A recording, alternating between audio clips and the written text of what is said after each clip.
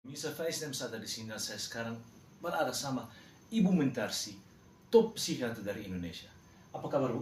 Baik. Sehat-sehat? Iya, kita ketemu lagi ya, Bu ya. Ya. Alhamdulillah.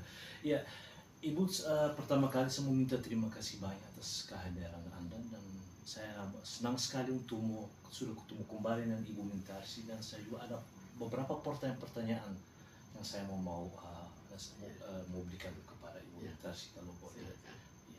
Oke, ya, Ibu, bagaimana awalnya saham Ibu di Bluebird diduga dihilangkan sehingga Ibu harus melaporkan kasus ini ke Barreskrim Mabes Polri? Jadi hilangnya itu pada akhir tahun 2001 tiba-tiba saham saya tiba-tiba hilang. Hilangnya bagaimana?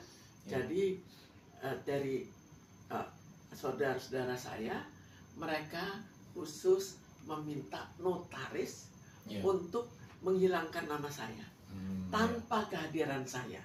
Tanpa kehadiran. Jadi dari awal ditulis hanya ada mereka. Padahal kan saya ada di akta notaris, kan saya ada. Jadi harusnya saya harus diajak jika saham saya dihilangkan dengan cara apapun itu harus saya ikut dilibatkan. Tapi ini enggak. Jadi akhirnya saya tidak pernah tahu bahwa saham saya hilang. Saya tahu saham saya hilang baru setelah lebih dari 10 tahun, 13 tahun baru tahu. Oh, setelah baru 10 tahun atau 13 tahun baru tahu? Iya. Oh, begitu ya? 12 tahun lah. Oh iya. Jadi Bu, sampai sekarang proses hukum masih berjalan dan tentunya persoalan saham Ibu Blum yang belum kembali masih ini perjuangkan. Ya, jadi saya sudah lapor ke sebelumnya juga pernah saya laporkan ke pengadilan. Tapi pengadilan akhirnya hanya mengatakan ya kalau ini saya keluar, jadi riwayatnya saya minta keluar sebagai pengurus, sebagai direktur. Tapi pengadilan mengatakan itu satu paket. Keluar direktur ya otomatis keluar sebagai pemegang saham. Jadi akhirnya sekarang setelah sekian lama saya ke kepolisian untuk mempersoalkan kembali. Dan sampai sekarang ini masih berjalan. Masih berjalan sampai sekarang ini. Ya. Ibu, saya mendengar bahkan dalam kasus penghilangan saham di Bluebird ini ada masalah penculikan. Ya, jadi sebelumnya ada suatu prolog sebelum saham saya dihilangkan. Jadi sejak tahun 20 dan bukan hanya ke saya, tapi juga ke pemegang saham lain yang dihilangkan. Jadi ada pemegang saham usianya 74 tahun dan jalannya sudah kurang lancar, harus dipopong. Jadi bisa dibayangkan kondisi fisiknya perempuan. Paksa pemegang saham itu dipukul sampai biru-biru dan benjol juga kepalanya. Jadi padahal sebelumnya ini sudah beruntung karena sebelumnya mau dilakukan pemukulan di dalam ruangan. Dan kalau itu terjadi di dalam ruangan, saya nggak tahu akan bagaimana. Karena ini sudah sempat akhirnya di luar ruangan, jadi banyak orang yang tahu. Walaupun banyak orang yang tahu, tetap saja dipukul. Jadi dipukul rame-rame. Dan itu ada visumnya. Tidak ini masih belum ini kan tahun 2000. Kemudian terhadap saya juga banyak kejadian, termasuk di dalamnya kejadian penculikan.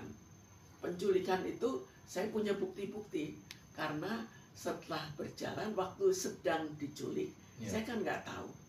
Hanya tahunya ada hal-hal yang aneh, tapi tetap saya tidak tahu. Tapi yang tahunya setelah akhirnya penculiknya tidak berhasil menangkap saya, di situ masing-masing membuat pernyataan di pengadilan negeri. Mereka datang ke pengadilan melaporkan karena mereka juga takut bahwa pada suatu saat mereka bisa jadi sasaran. Akhirnya yang lain juga ada yang lapor ke notaris, ada yang lapor ke pengadilan. Jadi di situ mereka menguraikan kenapa mereka sampai akhirnya lepas, kenapa mereka sampai melaporkan. Jadi mereka kecewa karena pada mereka gajinya tinggi sekali. Tapi pada saat tidak berhasil, di situ akhirnya mereka tiba-tiba dilepas tanpa diberikan pesangon, tanpa apa. Kejadian itu tidak sesuai dengan perjanjian. Tapi ada juga yang tidak mau lapor, yang mengatakan saya langsung keluar karena risikonya tidak terlalu besar. Saya tidak mau ikut pembunuhan. Itu kata orang itu. Jadi orang itu yakin bahwa yang akan terjadi adalah pembunuhan. Karena dioper, jadi mereka bikin tim 14 orang. Tim 14 itu dioper ke tim profesional 4 orang. Jadi jika saya berhasil, itu akan dioper. Dan itu semua ada dokumennya. Karena dokumen asli, mereka masing-masing pegang fotokopi. Dan itu saya juga punya dokumen itu. Jadi mereka berikan juga ke saya. Dan dibuat pernyataan di depan notaris maupun di depan pengadilan. Kemudian setelah itu ada lagi. Setelah itu mereka curi saham warisan saya. Mereka mengatakan, oh ya, ini sudah izin saya di pengadilan. Padahal nggak ada. Untung pengacaranya kebetulan pengacara jujur. Dia bilang tidak pernah ketemu saya. Jadi akhirnya boleh diulang. Dan setelah itu ada lagi penangkapan. Jadi entah bagaimana, tapi polisi mungkin percaya dan saya langsung dibuat surat penangkapan. Penangkapan itu atas dasar perbuatan tidak menyenangkan dan saya harus langsung dibawa dan diproses sampai penyidikan selesai. Bisa dibayangkan minimal 2 bulan. Itu harus langsung ditangkap. 2 bulan? Minimal. Itu dalam proses kebiasaannya begitu. Tapi sekarang ada lagi penggeledahan badan, bagian, dan rumah. Sekarang apa hubungannya? Dan apa kira-kira akan terjadi? Kalau sudah penangkapan langsung bisa masuk itu kan tinggal 2. Apakah itu teroris atau narkoba? 2 itu. Jadi kalau waktu itu dan itu dimanapun saya berada harus ditangkap. Tapi kebetulan saya bisa lolos. Tapi kok tidak bisa lolos, saya nggak tahu apakah saya akan di mana, apakah masih hidup atau tidak. Untuk pengacaranya juga jujur ya, Bu. Pengacaranya hebat, tapi pengacara jujur risikonya apa? Dia juga susah karirnya. Akhirnya dia sekarang bukan pengacara lagi. Oh, sekarang itu sudah berhenti pengacara. Tidak hanya saja saham ibu di Bluebird yang diduga dihilangkan, yang tentunya ada dugaan keterlibatan notaris. Jadi itu tadi notaris yang membuat akte bahwa saham saya tiba-tiba hilang. Mestinya kan dia tahu akte sebelumnya kan ada nama saya. Kalau akte sebelumnya ada nama saya, maka mestinya saya dilibatkan. Ibu yang dilibatkan. Jangan saya tidak dilibatkan tiba-tiba hilang. Benar-benar. Ibu sendiri dalam berbagai pemberitaan yang sudah viral, selain pemilik sebagian saham di Bluebird Taxi, adalah orang yang juga merintis perusahaan tersebut sejak awal. Bisa Ibu ceritakan? Jadi sebetulnya jauh sebelumnya, waktu saya masih di sekolah menengah, itu sudah terjadi suatu keadaan krisis karena ekonomi waktu itu agak susah. Tapi adik saya, dia anak-anak sudah punya anak dan istri. Jadi bisa dibayangkan bahwa otomatis beban dari ibu saya kan yang satu anak jadi 3. Kakak saya juga begitu. Sudah punya anak, sudah punya istri. Saya satu-satunya yang masih single. Masih sekolah menengah ini atau baru masuk fakultas lah. Jadi bisa dibayangkan bahwa akhirnya ibu saya khawatir. Kakak saya akan gagal, adik saya akan gagal. Jadi saya diminta untuk bersama-sama untuk membina usaha, usaha untuk makan tadinya, bukan untuk usaha. Tapi akhirnya ini berkembang terus. Berkembang terus tahun 70. Jadi waktu itu perusahaannya saya juga berkembang. Dan akhirnya saya jadi direktur perusahaan itu dan sampai sekarang perusahaan itu masih ada. Lalu pada tahun 71 akhirnya kita mendapatkan izin taksi. Izin taksi itu uangnya kurang. Jadi bergabung dari 4 pengusaha. Kita 1 dan ada 3 yang lain. Kita sama-sama tidak kenal. Tapi ada yang memperkenalkan, ini pengusaha dalam bidang taksi, ini pengusaha dalam bidang bank. Jadi satu juga punya pool karena itu persyaratan. Jadi kita tidak bisa berdiri sendiri. Kecuali kalau orang yang kaya raya, tapi kita belum mampu.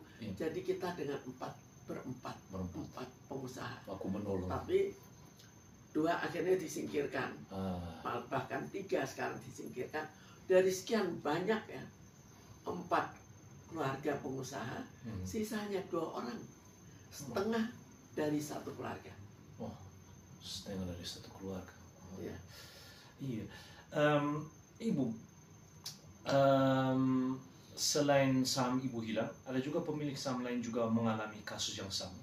Jadi, bagaimana Ibu melihat hal ini? Jadi di sini kan ada 4 keluarga ya. Iya. Jadi sebetulnya kalau dikatakan pendirinya hanya 2 orang, itu bohong. Pendirinya itu banyak. Termasuk saya salah seorang pendiri, tapi saya bukan pendiri tunggal. Saya salah seorang di antaranya. Dan pendiri lain kan sudah disingkirkan. Tapi masih ada yang tersisa. Tapi sisanya, jadi saya ada saham warisan, pemegang saham lain juga punya saham warisan. Saya punya saham sendiri saya sudah diambil. Sekarang saham warisan itu didilusi, jadi namanya saham besar, jadi kecil sekali. Dan akhirnya boleh dikatakan hampir hilang, jadi hampir tidak ada nilainya, kurang dari 1%. Sekarang kita bayangkan yang lain bagaimana.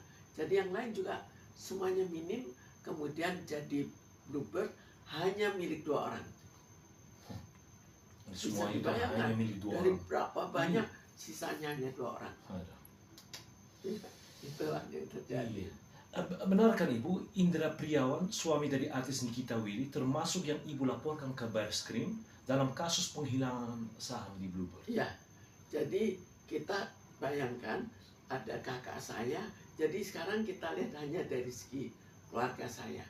Ada kakak, ada adik. Kakak saya punya anak. Salah satu adalah Indra Priawan yang merupakan suami dari Nikita Willy. Jadi dia paling tidak, dia kan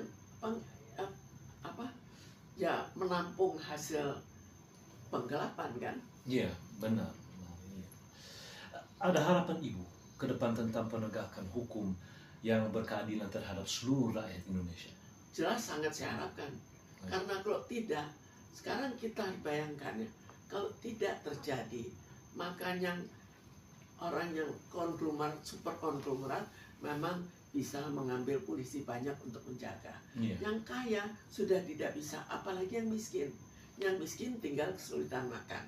Tapi yang kaya biasa, itu akan orang-orang kan banyak miskin. Jadi semua akan susah. Otomatis terbawa. Lalu bagaimana dengan negara? Kita kan investor tidak berani. Apa berani? Investor dari luar maupun investor dari dalam. Belum lagi kemelaratan negara.